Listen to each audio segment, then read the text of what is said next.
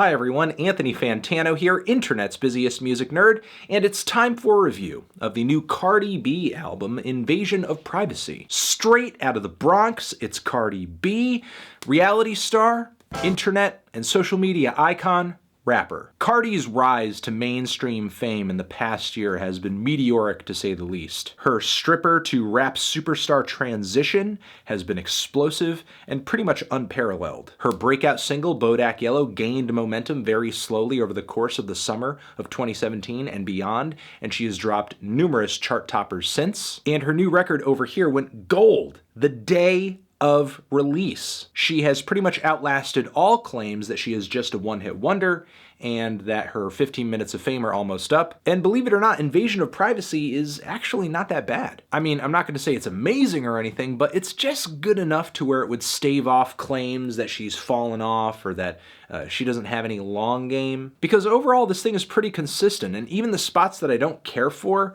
will most likely go over well with her fans. But first, let me try to get into the appeal of Cardi B. Obviously, Cardi's music isn't particularly smart or flashy or experimental or whatever. And most likely every track on this record is heavily reliant on Cardi's co-songwriters as well as her producers. With all of that being said, Cardi represents more than your average pop, trap, or SoundCloud rapper right now. Because on this record, she is an authoritative, sexually empowered woman with this rag to riches story that nearly every American dreams of. Which in a way I think hits harder than it does for a lot of other artists out there, because Cardi's past in dancing, in television, in these kind of shoddy mixtapes that she was dropping a little while back has all been so well documented online. Because before Cardi blew up in the music industry, most people online already knew about her as just being this funny, goofy, silly social media personality that nobody really needed to take that seriously. But since Bodak Yellow and the release of this album, it's all of a sudden like, whoa, you've really glowed up. Another thing that adds to the appeal of Cardi is that her rough and unfiltered personality is so magnetic. I mean, the lyrics on this album range from being hilarious, to being brash, to being vulnerable, even a little edgy with the multiple allusions to gang culture and specifically the Bloods on this thing. I mean, this album cover isn't red or anything, but still, the content within is about as bloodied up as YG's Still Brazy. And generally, Cardi B just seems way less calculated than a lot of other artists who manage to hit the mainstream, typically as a result of working at it for years and years and years and going through this very slow and very measured grooming process. Not that Cardi hasn't been working in the industry or trying to make her way up for a long time, she has, but in the areas of social media and reality television, it's the exact opposite of reserved and calculated that gets you views and gets you attention. Given that background, given that experience, it very much paints her approach to music and paints her approach to, I guess, just showcasing herself in the public eye. And I make that point not just as Cardi B as a female artist, but I feel like generally male artists are a bit more, I guess, calculated as well. So this thing is 13 tracks. It's 40 minutes. I very much appreciate that for a debut, it does not overstay its welcome. And it pretty much seems like the name of the game on this track list is to pen as many bangers and highlights as possible. This thing kicks off with the track Get Up 10, which is a dramatic makeover anthem with a lot of lyrics about where Cardi came from, where she is now. The track shows a lot of heart for her roots and her family, but also a lot of New York grit. And I just kind of love that ending refrain where she talks about getting knocked down 9 times, but then getting up 10. It really kind of says a lot about Cardi as an artist and basically the theme of this album in general. That will for Cardi to push and succeed, move forward. However, it doesn't take too long for this record to just totally go off the rails and get insane. And what I mean is the song Bickenhead, which is the most bad bitch anthem I've ever heard in my entire life. Cardi's sense of humor and charisma on this track are incredible. This track, in a lot of ways, is about the power of sex. Every bar on this track is about something sexual, just straight fucking. She really kind of takes rapping about pussy popping to a new level. Pussy popping at church, pussy popping on the stove. I'm having a hard time talking right now because I had a near heart attack thinking about the line where she's talking about making that pussy crack a smile. Yeah, that's not something you hear every day. And moments like this are just the tip of the iceberg when it comes to the unrefined extravagance an exaggeration that Cardi brings to this album. Whether she's rapping about a Versace driveway or putting a Louis Vuitton shoe on some trash-talking girl's neck. She's rapping about a threesome with Rihanna. Pussy so good she screams her own name. Also calling herself hot and ready, like a Little Caesars pizza. I hope you got a check for that. And also, like, Cardi is just the queen of shit talking on this record. Like this one bar about how this girl is saying that, you know, everything down there, it's all her, it's all hers. But then she brings up that her thighs don't match, like they're different sizes, they don't look the same. Ouch. I also love this one bar where she says some guy is a pussy and a rat, like Tom and Jerry. On a lot of these tracks, self-written or not, it just feels like Cardi is putting on a masterclass in the hard-hitting, just totally no apologies, no shame, no holds barred verbal nastiness that New Yorkers are known for. The song Bodak Yellow is obviously in the track listing on this thing. What else can I say about this track that hasn't been said a million times before? It's easily one of the most cold and deadly trap bangers of the decade. And sure, while instrumentally the production on this thing might just be Trap 101, and Cardi's flow on this track may just be an interpolation of a Kodak Black flow. But Cardi, with her personality, really sells the track. I mean, a lot of new contemporary pop rap and trap right now, it's all about personality. It's all about presence. It's a personality contest. And Cardi, if it's going to be a competition on a personality level, she brings that just, when it comes to personality, when it comes to accent, when it comes to recognizability, she just like goes Super Saiyan. And something that makes that work, in my opinion, is just that a lot of Cardi's rapping feels like she's kind of inviting her fans in on celebrating her success with her, as opposed to just trying to blow out everyone with an ear and eye shot regardless of whether or not they're a fan, which is especially true on the track Best Life, which is a moment where Chance the Rapper really steals the show. His melodic, very uppity, very animated flow is here in spades. I'm living my best life. And, you know, that vocal line is incredible. But Cardi certainly holds her own on the track. She is very different in terms of style and performance and delivery than Chance is.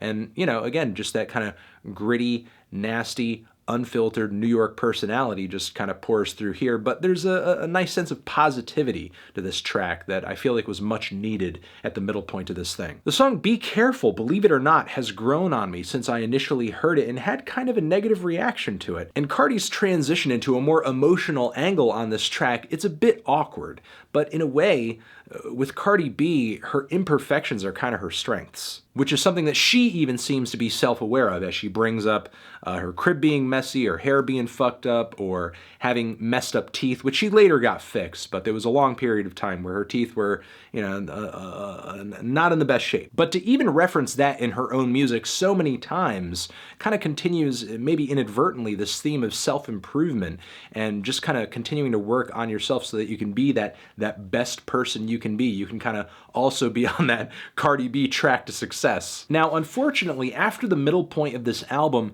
the quality kind of trails off a little bit. One, because some of the guests are a little underwhelming, and two, because at this point, Cardi B is still not that versatile of a rapper. The song I Like It is this Latin trap flip featuring a prominent sample of the song I Like It Like That. I think the Blackout All-Stars version of the track, I could be wrong, could be the original. At least that's the version I remember from when I was a kid. As far as Cardi's flow, her lyrics, and the instrumental goes, the track goes over great. Bad Bunny on the track is pretty fine, even though I'm not really a huge fan of some of the Latin trap crooners that have been making the rounds recently. What's for sure is he has more personality than J Balvin, who in my opinion really kind of just extends the track out a little bit too much, like his addition to the song was really unnecessary. Though I get, given Cardi's background and the flavor of the song, you would want to try to invite as many relevant people to that sound as possible to a track like this. It's all marketing. It's certainly better than it could have been. Balvin just seemed unnecessary because his vocals, in my opinion, not that distinct, and Bad Bunny already outshined him on the track. The song Ring with Kehlani, I just do not care for Kehlani's vocals on this track at all. They sound super sanitized,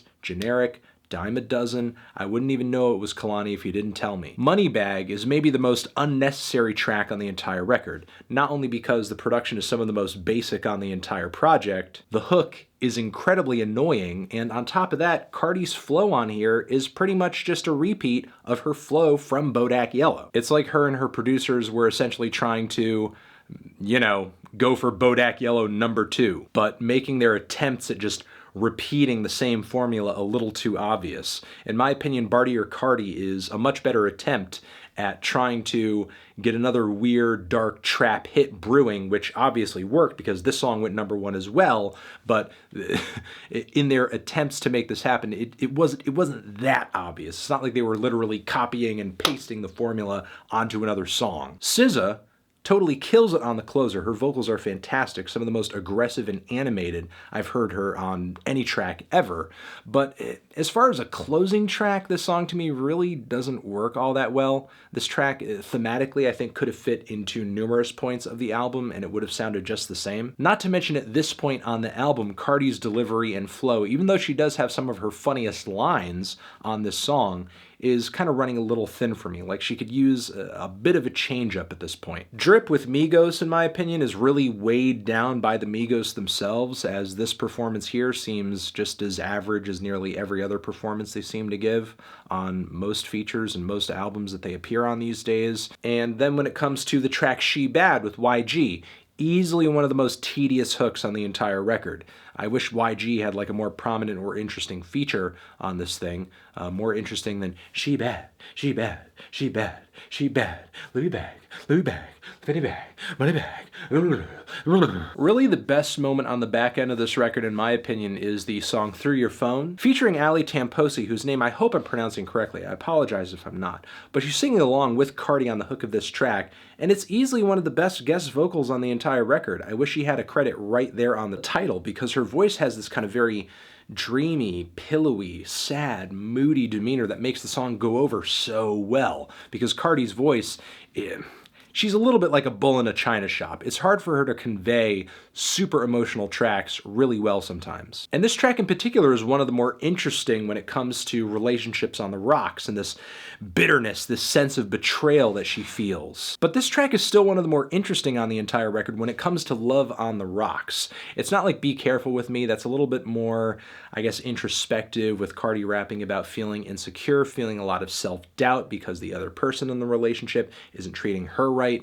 This track Through Your Phone is a little bit more nasty and bitter, a track where she's seeking vengeance over the fact that this person has just thrown her trust out of the window through their infidelity on their phone. Even though this album was a little bit of a mixed bag, it's not that bad of a commercial debut. It's a decent first outing. And like I said, the tracks I didn't care for too much will most likely go over well with Cardi's fans, but still, with what she's presented here, I kind of feel like, I don't know, maybe down the road she could get a bit more interesting. Maybe she could kind of work out some of these kinks and become a better rapper. I'm feeling a decent 2 strong 6 on this record. Transition, have you given this album a listen? Did you love it? Did you hate it?